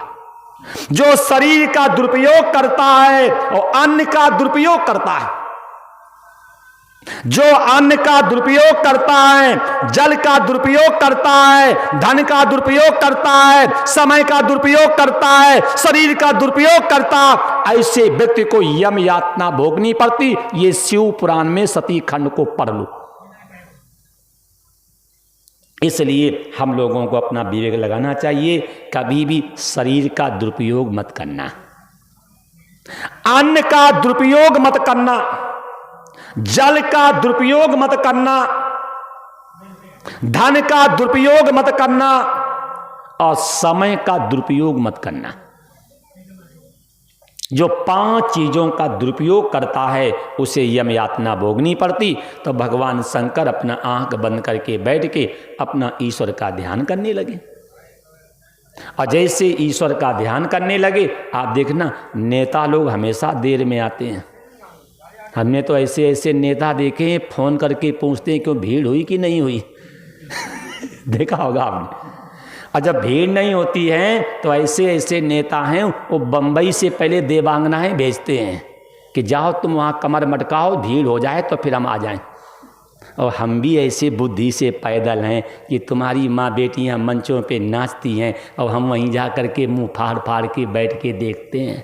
शर्म आनी चाहिए, शर्म आनी चाहिए कि तुम्हारी माँ बेटियां मंचों पे नाचती हैं और तुम आवारों की तरह और मुंह फाड़ फाड़ के वहां बैठ के देखते हो। शर्म आनी चाहिए मुझे। इसीलिए मैं कहता हूं ये दुर्भाग्य का समय चल रहा है। आज हम लोगों में इतना भी विवेक नहीं रहा है कि हमें कहाँ देखना चाहिए, हमें कहाँ नहीं देखना चाहिए, हमें क्या सुनना चाहिए, हमें क्या नहीं सुनना चाहिए, हमें क्या पढ़ना चाहिए, हमें क्या नहीं पढ़ना चाहिए, हमें कहाँ बैठना चाहिए, हमें कहाँ नहीं बैठना चाहिए। आज हमें इतना भी विवेक नहीं,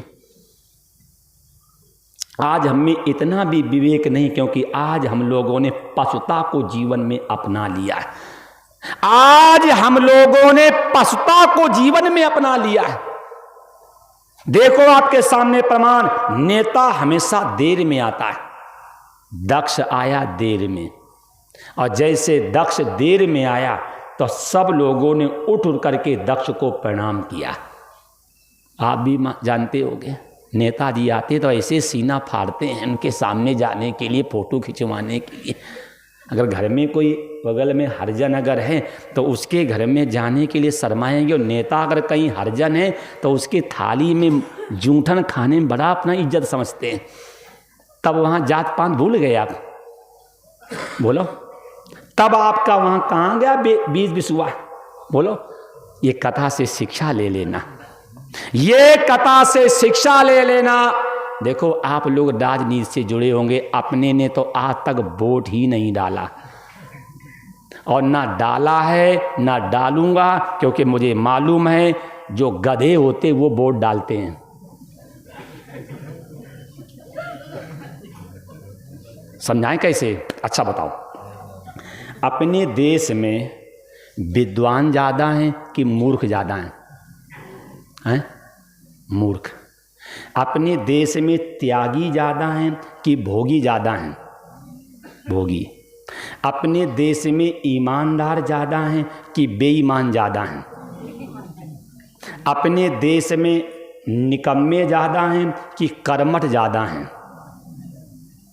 अपने देश में ब्रह्मचारी ज़्यादा हैं कि बेविचारी ज़्यादा हैं?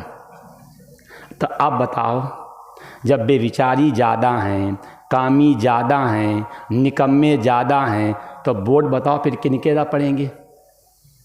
जैसे चुनाव लड़ने की योग्यता होती है, ऐसे वोट डालने की भी योग्यता होनी चाहिए। एक IAS PCS का वोट और एक गांव में भैंस चराने वाले का वोट, कीमत दोनों की एक है तो है? बोलो, है? एक जो IAS PCS और उसकी कीमत, और एक जो गांव में चला रहा भैंस नहीं, वो नहीं जो क्या बोलते सुअर, और दोनों की बोर्ड की कीमत तो एक ही है। और ऐसे ऐसे बोर्ड डालने हमने देखा, वो चारपाई पे लाद के ले जाते हैं चारपाई पे लदी अम्मा, उन्हें होश ही नहीं है। अम्मा अंगूठा मारो, बोलो तुम्हारे बोर्ड की बेकदरी है कि नहीं। ये चुनाव प्रणाली गधों की प्रणाली है। लेकिन हम लोग समझ नहीं पा रहे हैं, जो व्यक्ति जितने ज्यादा वोटों से जीतेगा तो ध्यान रखना उतने ज्यादा निठल्ले, निकम्मे, कामचोर, धूर्तों के वोट ज्यादा पड़े तो धूर्त जीत गया। क्योंकि अपने देश में कामी ज्यादा हैं, भोगी ज्यादा हैं, त्यागी ज्यादा नहीं है, निकम्मे ज्यादा हैं, बेविचारी ज्यादा हैं, ब्रह्मचारी कम है, इसलिए वही सब जीत जाते हैं। तो दूरदर्शी बनो। लेकिन हम तो बस पी पी करके दारू धुत हैं कि बस चुनाव के समय पी लो, बस ऐसे कराओ, जो होगा सो देखा जाएगा। एक कथा से शिक्षा ले लेना। दक्ष देर में आया और जैसे दक्ष आया तो सबने उठ उठ करके प्रणाम किया, भगवान शंकर ने प्रणाम किया ही नहीं। आज जब भोले बाबा ने प्रणाम नहीं किया तो दक्ष को क्रोध आ गया। देखो, पचाने से पहले अपमान पचाने की शक्ति लाओ। सब लोगों ने प्रणाम किया, दक्ष का पेट नहीं भरा, और भगवान शंकर ने प्रणाम नहीं किया, दक्ष को क्रोध आ गया। सबने प्रणाम किया, दक्ष का पेट नहीं भरा, और भगवान शंकर ने प्रणाम नहीं किया, दक्ष को क्रोध आ गया। दक्ष ने क्रोध में आकर के और भगवान शंकर को गाली देने लगा। और जैसे दक्ष ने भगवान शंकर को गाली दी तो नंदी बगल में बैठे थे। नंदी ने कहा, प्रभु। बोले, हाँ। ससुर जी गाली दे रहे हैं। तो भगवान शंकर ने कहा, कोई बात नहीं, रोज पूजा करता था तो आज गाली दे रहा है, तो सुन लो। क्या शिक्षा मिली कि बहू सास के रोज पैर छुए और किसी छूना भूल जाए तो सास को गुस्सा नहीं करनी चाहिए, सास को सोच लेना चाहिए। रात के समय पिक्चर देखने में थोड़ा बुद्धि गर्म हो गई होगी, नींद थोड़ी कम आई होगी और फेस उसके बिगड़ गए होंगे, तो प्रणाम नहीं किया तो कोई बात नहीं, है कि नहीं। नंदी ने भगवान शंकर से कहा, ससुर जी गाली दे रहे हैं। तो शंकर जी ने कहा, कोई बात नहीं, रोज पूजा करता था, आज गाली दे रहा है तो सुन लो। और कोई व्यक्ति आपको गाली दे और आप उसको जवाब न दो तो क्या समझेगा, डर गया है। जमाना ही तो है। और कोई आपको गाली दे, पास में जाओ, पकड़ करके हाथ कनपट में 4-5 धर दो तो कहेगा, हाँ बहुत अच्छी आदमी। दक्ष ने गाली दी, अब भगवान शंकर ने सुना ही नहीं। दक्ष क्रोध में आकर के कहा, ये कैसा बेशरम है, हम इसे गाली दे रहे हैं, ये सुनता ही नहीं। नंदी ने कहा भगवान शंकर से, महाराज। बोले, हाँ ससुर जी तो बेशरम कह रहे हैं। तो नंदी से भगवान शंकर ने कहा, कान कहे हैं? बोले, 2। एक कान से सुनते जाओ, दूसरे कान से निकालते जाओ। इसे कहते शिव पुराण। कोई गाली दे हैं, एक कान से सुन लो, दूसरे कान से निकाल दो। इस पार्किंग काहे कर रहे हो? अच्छा, गाली कहीं चपक गई क्या? महात्मा बुद्ध एक गांव में गए। तब महात्मा बुद्ध जब एक गांव आवश्यकता ही नहीं, हमें क्या करना, सेव को क्या करना, कपड़ों को क्या करना, आभूषण को। और जब महात्मा बुद्ध दूसरे गांव में गए तो एक व्यक्ति ने महात्मा बुद्ध को गाली दी है, हट्टा कट्टा है, भीख मांगता, शर्म नहीं आती। महात्मा बुद्ध ने आशीर्वाद दिया, आबाद हो जाओ। और जिसने सम्मान किया उससे कह दिया, बर्बाद हो जाओ। है, जिसने सम्मान किया उससे कहा बर्बाद हो जाओ, और जिसने अपमान किया उससे कहा आबाद हो जाओ। तो महात्मा बुद्ध से पूछा, आपकी बुद्धि ठीक है क्या? बोले, क्यों? जो आपको सम्मान दे रहा है आप उसे बर्बाद कर रहे हो, जो आपको अपमान कर रहा है उसे आप आबाद कर रहे हो। देखो महात्मा बुद्ध ने क्या बताया। देखो, जो हमें सम्मान दे रहा है वो संत है। अगर संत बिखर जाएगा तो जहाँ जाएगा वो अपने सत्संग की किरणें फैलाएगा। और जो मुझे गाली दे रहा वो कुसंत है, तो अगर एक ही गांव में आबाद रहेगा तो गंदगी एक ही गांव में फैलाएगा, है कि नहीं? तो संत का बिखरना सही है और कुसंत का एक स्थान पे टिकना ही सही है। तो कुसंत एक ही गांव में रहे, गंदगी एक ही गांव में फैलाएगा। तब महात्मा बुद्ध ने कहा कि वो व्यक्ति मेरे पास सेव लेकर के आया, संतरा लेकर के आया, कपड़े लेकर के आया, आभूषण लेकर के आया और हमने लिया नहीं, क्या करेगा? फेंकेगा? बोले ना। क्या करेगा? बोले घर ले जाएगा। बोले घर में कौन खाएगा? बोले बच्चे खाएंगे। ठीक। बोले हाँ, उसने हमें गाली दी, हमने गाली ली नहीं। उसने हमें गाली दी, हमने गाली ली नहीं। और जब हमने ली नहीं तो गाली फिर कहाँ जाएगी? बोले घर में जाएगी। तो कौन खाएगा? बोले घर वाले खाएंगे। ठीक। कोई आपको गाली दे, आप लो ही मत। जब लोगे नहीं तो सीधे वापसी, जैसे मनी ऑर्डर आवे, और अगर आप उसे लोगे नहीं तो कहाँ जाएगा? वापस जाएगा नहीं जाएगा? तो कोई आपको गाली दे, आप लो ही मत, तो उसी को लग जाएगा। जो तुमको कांटा बुए ताई बुओ तुम फूल, तो तुमको फूल के फूल हैं, वाको हैं त्रिशूल। तब भोले बाबा ने कहा कोई बात नहीं, अगर बेशरम कह रहा तो एक कान से सुन लो और दूसरे कान से निकाल दो। नंदी ने कहा ठीक। इसके बाद दक्ष को क्रोध आया और क्रोध में आकर के दक्ष ने कहा कि हम इसे अपनी बेटी दे करके पछता रहे हैं। नंदी ने भगवान शंकर से कहा ससुर जी कह रहे हैं कि हम बेटी दे करके पछता रहे हैं। भगवान शंकर ने कहा खड़े होकर के कह दो पछताओ मत, अपनी बेटी वापस ले लो, अभी बच्चे भी नहीं हुए, शादी दूसरी कर देना। क्या शिक्षा मिली? कोई व्यक्ति कहे कि हम आपके घर में आकर के पछता रहे हैं, हम आपको बुला करके पछता रहे हैं और हम आपके यहाँ संबंध करके पछता रहे हैं, सीधे कह दो हमारा आपका संबंध टूट गया, अपनी लड़की वापस ले जाओ और पछताओ मत। दक्ष ने भगवान शंकर से कहा कि हम अपनी बेटी देकर के पछता रहे हैं। नंदी ने कहा मेरे स्वामी ने मुझसे कहा पछताइए मत, अपनी बेटी वापस ले लो, अभी बच्चे हुए नहीं, शादी कर देना दूसरी जगह पर। क्यों? शादी हो बच्चे हो जाए तो दिक्कत होती, और बच्चे ना हो तो फिर तो कोई दिक्कत ही नहीं। दक्ष ने सोचा ये पक्के बेशरम है। दक्ष ने आवेश में आकर के कहा हम श्राप दे रहे हैं। नंदी ने फिर भगवान शंकर से कहा ससुर जी श्राप दे रहे हैं। तो भगवान शंकर ने कहा कोई बात नहीं, मैगी हो गई, हम पी लेंगे। हम भी कहते हैं कि अगर आप लोगों में किसी में हिम्मत हो तो हमें श्राप दे देना। अभी कथा करके आए एक पलिया में, देखना मोबाइल पे पड़ी होगी। तो पंडित जी ने पूछा इनका गोत्र बता दो, हम इनको मार देंगे।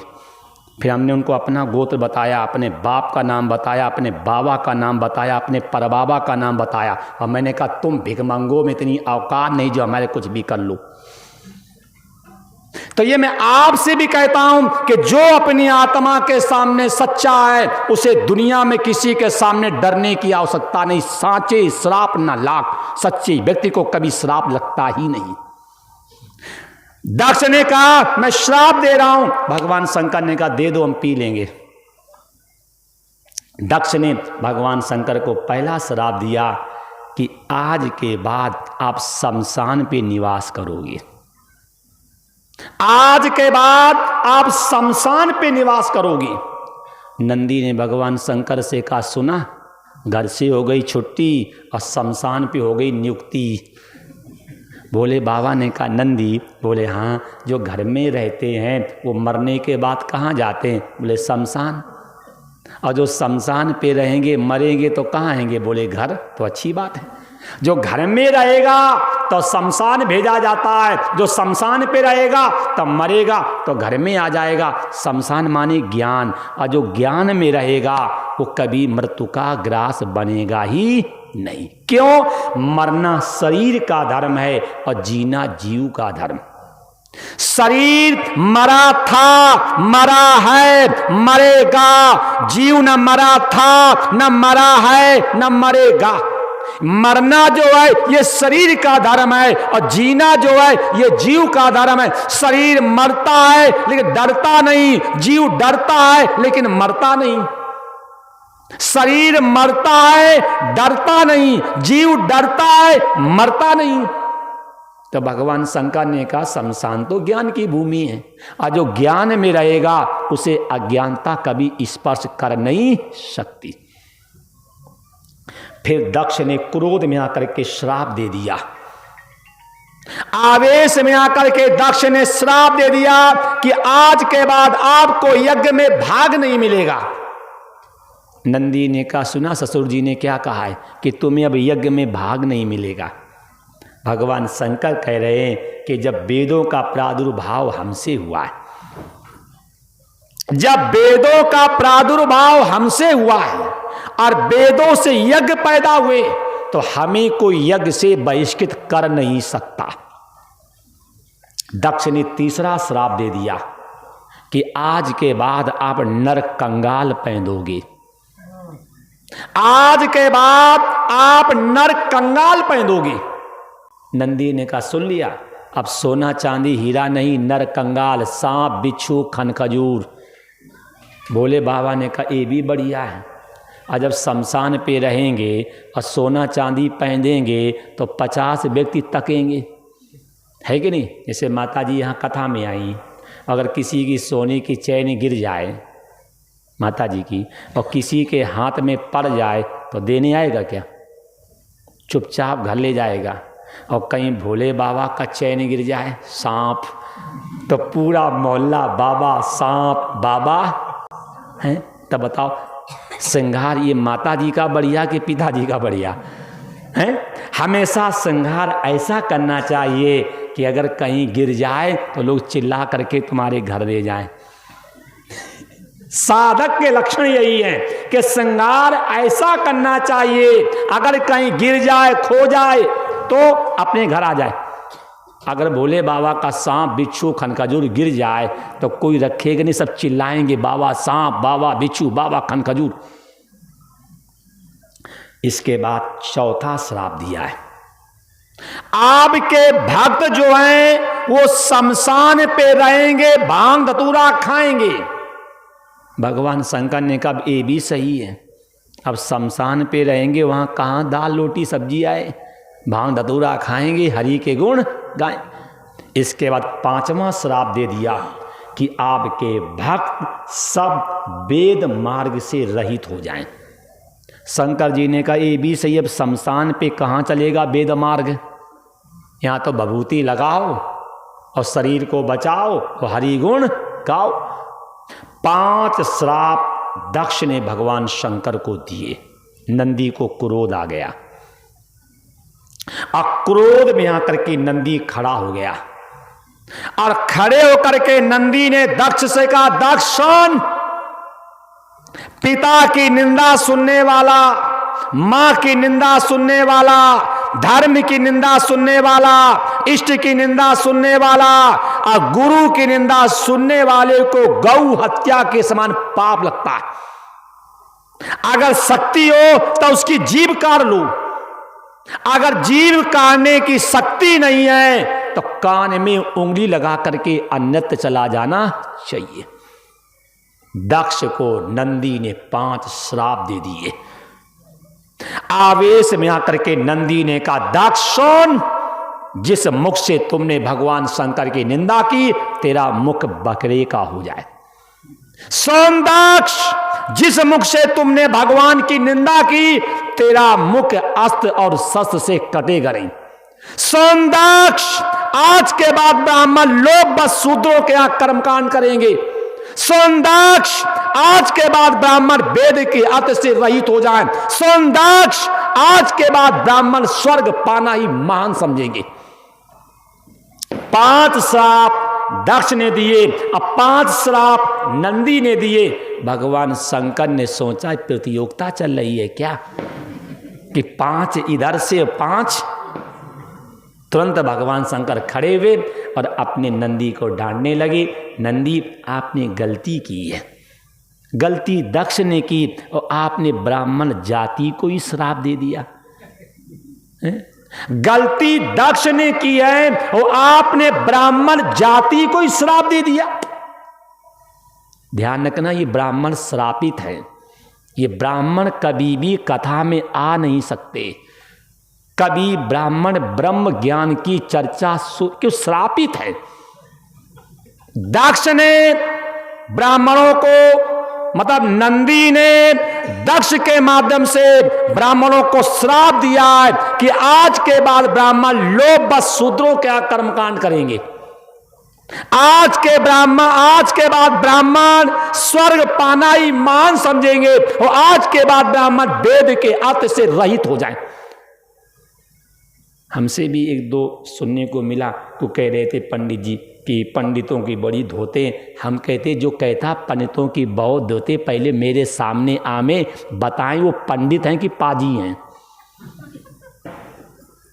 मेरे सामने आकर के बैठ तो जाएं और फिर मैं बताऊंगा कि आप पंडित हैं कि पाजी हैं। आप उनसे पूछो तो कि पंडित शरीर होता है कि ज्ञान होता है। जैसे मास्टर शरीर है कि बुद्धि, डॉक्टर शरीर है कि बुद्धि, वकील शरीर है कि बुद्धि, ब्राह्मण शरीर है कि बुद्धि।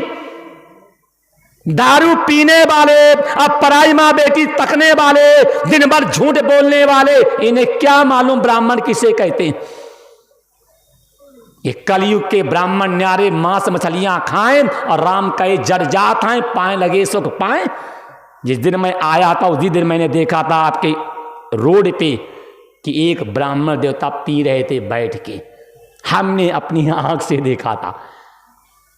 तो ये मैं इसलिए कह रहा हूं कि जग जाओ, ये नंदी का श्राप है कि ब्राह्मण स्वर्ग पाना ही मान समझेंगे, ब्राह्मण ब्रह्म ज्ञान से रहित हो जाएंगे और ब्राह्मण लोभ बस शूद्रों के कर्मकांड करेंगे।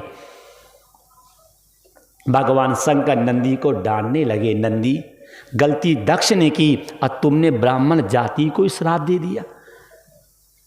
गलती दक्ष ने की है और आपने ब्राह्मण जाति को श्राप दे दिया। तो क्या शिक्षा मिली? अगर दो बच्चे लड़ रहे हों और आपके बच्चे की गलती ना हो फिर भी अपने बच्चे को डांटना और सामने वाले की पीठ ठोंकना। महात्मा बुद्ध एक नाई की दुकान पे बाल बनवाने गए। महात्मा बुद्ध और जब नाई की दुकान पे बाल बनवाने गए तो नाई ने मुंडन क्रिया करके और पानी लेकर के बोले महाराज लेंटर तो बहुत बढ़िया पक गया है, क्षमा संत का आभूषण है, क्षमा संत का आभूषण।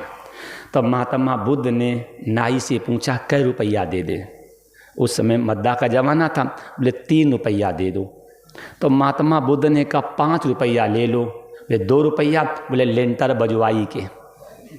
और नाई की बिगड़ गई आदत, जिसका मुंडन करे लगाए पानी थप थप, लगाए पानी थप थप। और एक कोई हम जैसा गरम मिजाज का होगा।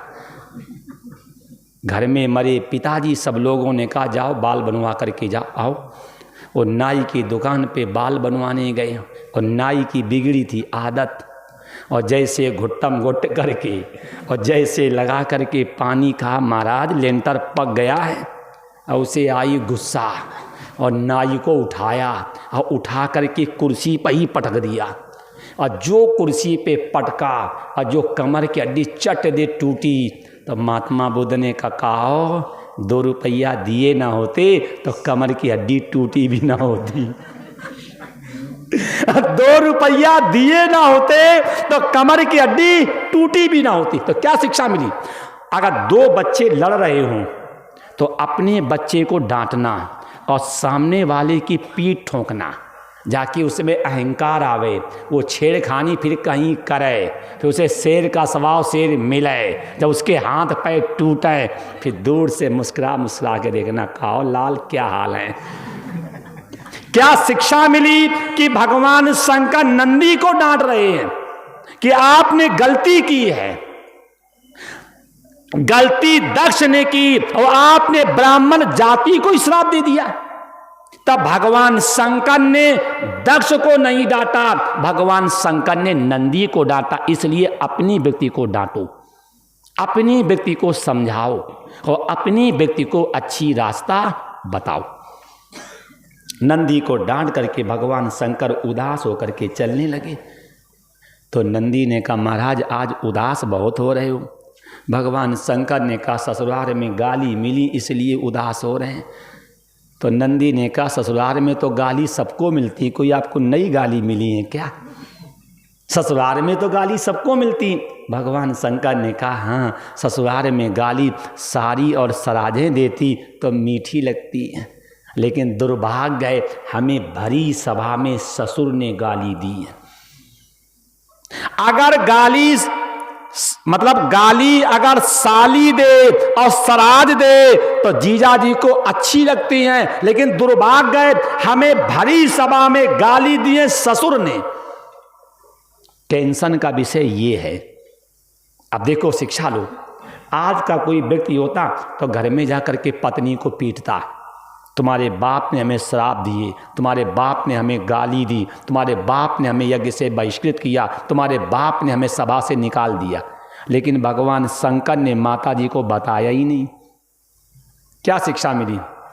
अगर घर के बाहर आपका अपमान होता है तो इसमें पत्नी का कोई दोष नहीं। भगवान शंकर ने माता जी को बताया ही नहीं। और ध्यान रखना, मन में अगर अशांति हो तो दो ही उपाय हैं, नामामृत या कथामृत। अगर मन में कोई अशांति है तो दो उपाय, नामामृत या तो भगवान का नाम लो, और या कथामृत या ईश्वर की चर्चा सुनो। और आज कई लोगों को मैंने देखा पी लेते हैं, जब उनको समझा तो कहते टेंशन होती है। ये गलती करते हैं। आपके मन में कितनी बड़ी टेंशन हो, आपके घर में कितनी बड़ी अशांति हो, तो उस समय या तो ईश्वर का नाम लो और यह ईश्वर की चर्चा सुनो। और ईश्वर किसे कहते, ये मैंने आपको कल बताया था कि ईश्वर श्रेणी के 5 देवी देवता हैं। गणेश जी पृथ्वी तत्व, शंकर जी जल तत्व, दुर्गा जी वायु तत्व, सूर्य भगवान अग्नि तत्व, विष्णु भगवान आकाश तत्व। और इन्हीं 5 तत्वों से मेरा आपका शरीर बना है। अगर इनका नाम लोगे तो आपके जीवन में, आपके परिवार में, आपके गांव में सुख शांति आएगी। और जो ईश्वर श्रेणी के 5 देवी देवताओं को छोड़ करके अगर आप छठे व्यक्ति का सहारा लोगे तो शिव पुराण में लिखा है उसके घर में, गांव में दारिद्र, मरण और भय आएगा। अपूज्यो यत्र पूजन्तो पूजनीयो यत्र न पूजन्तो तत् 3 भविष्यन्ति, दारिद्र, मरण और भय। कि जिस घर में पूज लोगों का अपमान किया जाए और अपूज लोगों का सम्मान किया जाए, उस घर में 3 बातें होती, दारिद्र, मरण और भय। तो अगर मन में अशांति है तो जो ईश्वर कोटि के देवी देवता हैं उनका नाम लो। अगर नाम से शांति ना मिले तो जो ईश्वर कोटि के देवी देवता हैं हमें उनकी चर्चा सुननी चाहिए। तो भगवान शंकर नाम जप में बैठे, लेकिन भगवान शंकर का मन ही नहीं लगा। जब भगवान शंकर का मन नहीं लगा तब भगवान शंकर ने सोचा हम कथा सुने। और कथा सुनने के लिए भगवान शंकर माता जी को लेकर के कुंभ जी के आश्रम जाते हैं। आपको मानस में भी है, शिव पुराण में भी यही है कि एक बार त्रेता युग माही और शंभु गए कुंभज ऋष पाही और संग सती जग जननी भवानी। प्रमाण कि भगवान शंकर माता जी को लेकर के कुंभ जी के आश्रम में जाते हैं। किस लिए? वहाँ पे कथा सुनेंगे और कथा सुन के क्या होगा, जीवन में शांति आएगी। क्यों? कथा सुनने के बाद 3 बातें होती हैं, भय भागे, भाव जागे और प्रभु आगे। जब आप कथा सुनेंगे तब भय भागे, आप निर्भय हो जाओगे। भय भागे और भाव जागे। जब कथा सुनोगे तो आप में भाव जगेगा। भय भागे, भाव जागे और प्रभु आगे। जब कथा सुनोगे, जैसे घड़े में मिट्टी दिखती है, आभूषण में स्वर्ण दिखता है, कपड़ों में सूत दिखता है, ऐसे संसार में ब्रह्म कब दिखेगा? जब कथा जीवन में उतरेगी तब। तो अपना समय भी हो गया है और कल यहीं से आगे का प्रसंग लेंगे कि कैसे भगवान शंकर कुंभ जी के आश्रम में जाते हैं और कैसे कुंभ जी कथा सुनाते हैं और कैसे माता जी से 11 गलतियां हुई हैं कि भगवान शंकर ने माता जी को त्याग दिया। ये चर्चा कल सुनेंगे। ओम नमः शिवाय, ओम नमः शिवाय, ओम नमः